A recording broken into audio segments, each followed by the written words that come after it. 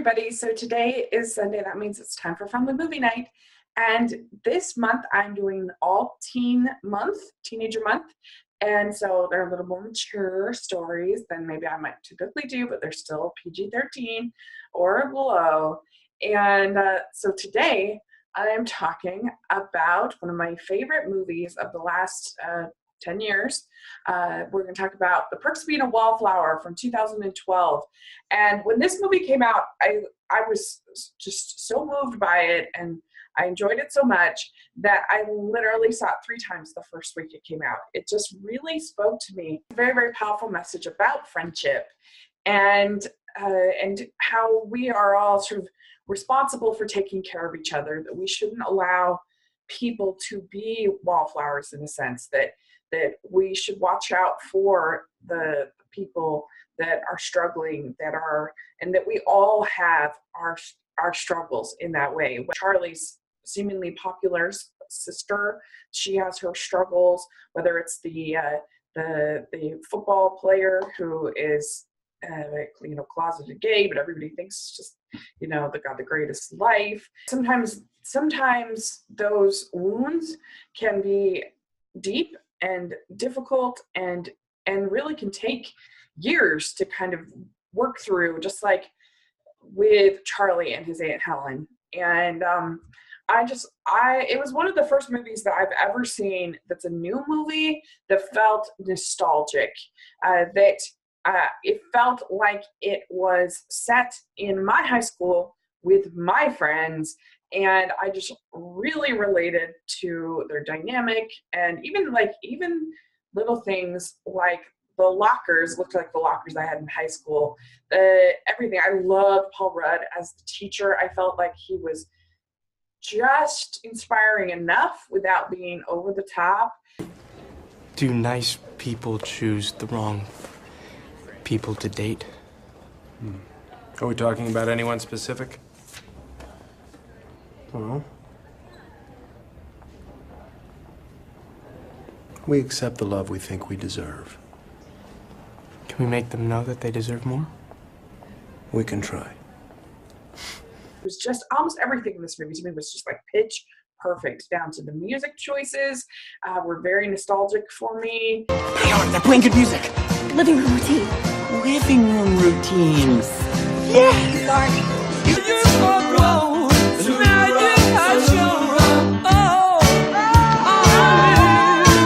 Sam, come on, babe. We stay there, how you feel. I thought that it handled mental health and a mental health crisis better than any movie I think I'd ever seen up until that point. And what Charlie is going through, and the sort of the layers of his experience, and I just love this movie so much. And I think that it gets things right about high school that like most high school movies don't get. Most high school movies you have these huge parties that are way over the top, and at least in my experience, that's not the way that high school parties are. It's just like him and his friends in their basement, with just hanging out more kind of a thing. And I think it makes the whole thing feel so much more authentic. And like you always have in high school movies, you have the big fight scene. And this is the only one I think I've ever seen where the person walks away from the fight and their hand is broken. You never see that. And it's just like this attention to detail that I think makes this movie so special. And I also think just the performances across the board are just universally just amazing.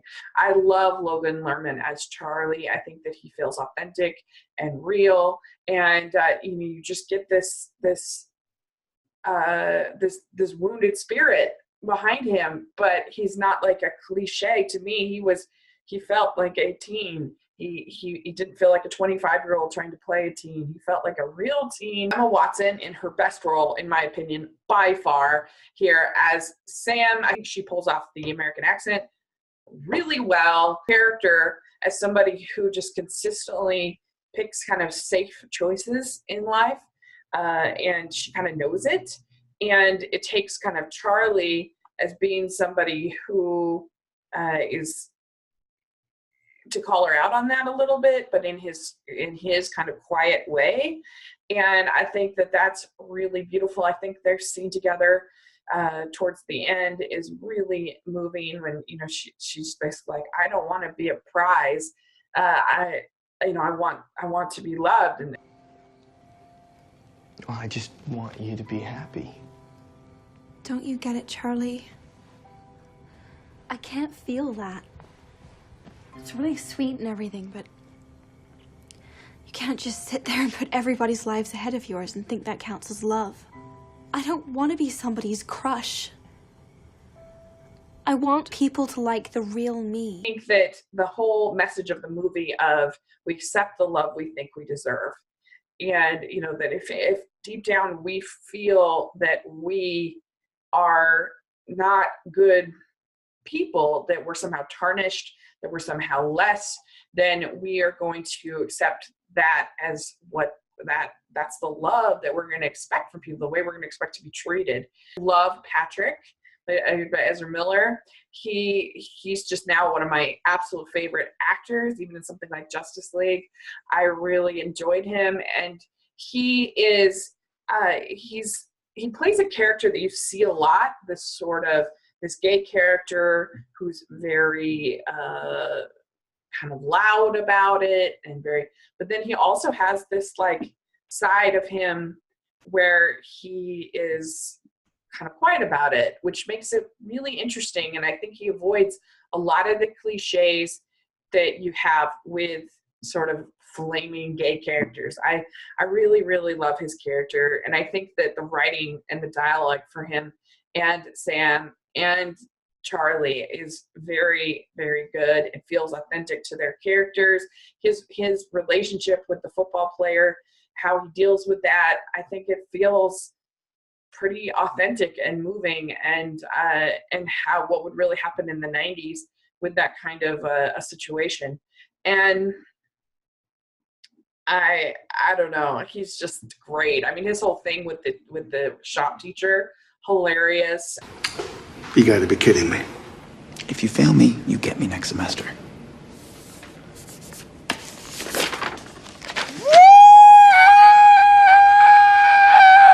C minus, ladies and gentlemen. I am below average. I love the scene where they're in the tunnel and they are, you know, got that David Bowie song.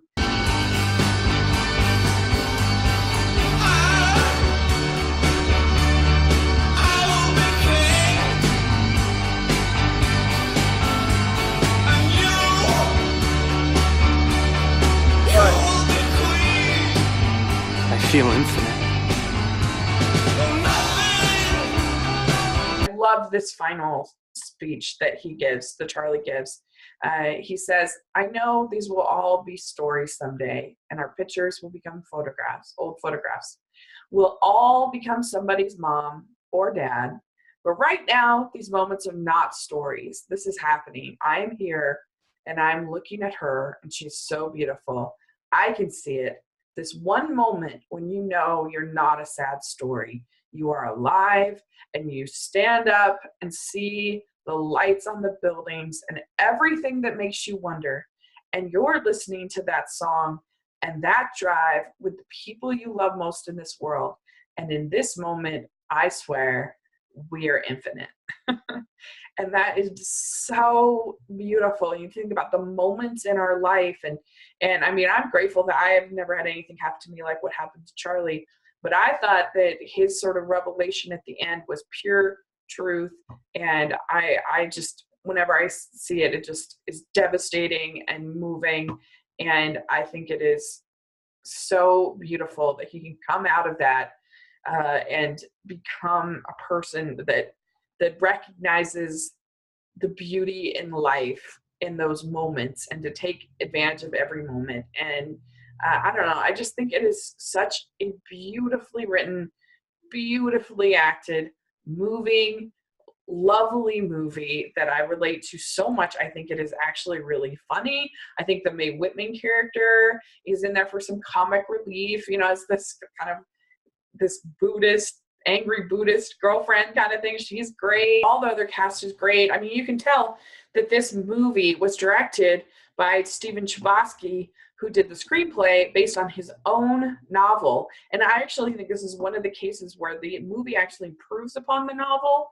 The novel is written in epistolary form, and you certainly get some of that with the narration here, but the novel is just, it's just not quite as hopeful. And I think that's maybe partly because of the music and some of the way, I love the way this movie is filmed. Love it. So there you go. That is my thoughts on Perks of Being a Wallflower. Let me know what you think about this movie, and I want to show me your favorite parts. Thanks so much. Please subscribe to my channel. I'll talk to you later. Bye.